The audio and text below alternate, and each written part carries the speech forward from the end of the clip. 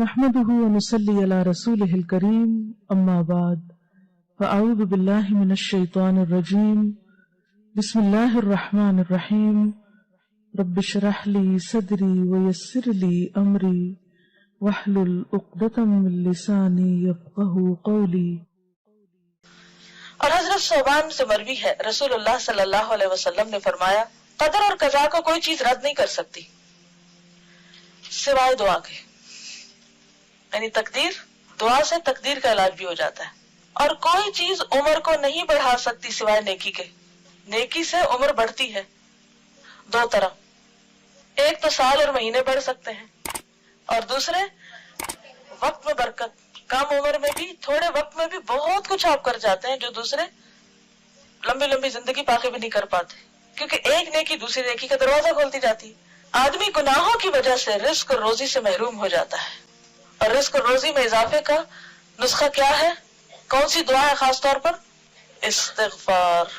سورۃ نوح میں آتا ہے نا فَقُلْتُ اسْتَغْفِرُوا رَبَّكُمْ إِنَّهُ كَانَ غَفَّارًا يُرْسِلِ السَّمَاءَ عَلَيْكُمْ مِدْرَارًا۔ تو بارشیں برسے تو کیا ہوتا ہے پھر؟ خوب رزق میں اضافہ ہوتا ہے، زیادہ چیزیں اگتی ہیں، زیادہ رسیلی ہوتی ہیں، زیادہ فائدہ مند ہوتی ہیں۔ تو یہ کس کی برکت سے ہوتا ہے؟ استغفار کس نے کہا؟ یہ اللہ تعالیٰ نے۔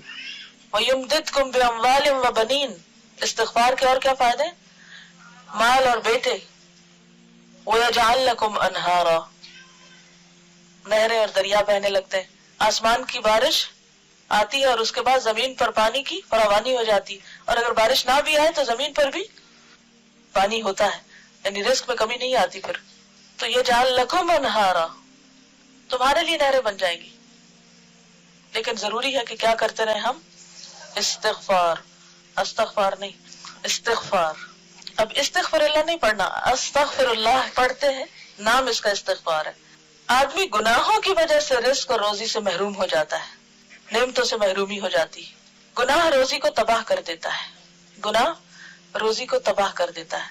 لیکن ہم میں سے کتنے ہیں جو اعتراف کریں کہ ہم گناہ گار ہیں؟ لوگوں کے سامنے دہراتے رہتے ہیں، اللہ کے سامنے کم ہی اعتراف کرتے ہیں۔ تو سچے دل سے استغفار کیجئے۔ جزاکم اللہ خیرا۔ سبحانک اللہم و بحمدک، نشہد ان لا الہ الا انت، نستغفرک و نتوب الیک۔ السلام علیکم و رحمۃ اللہ وبرکاتہ۔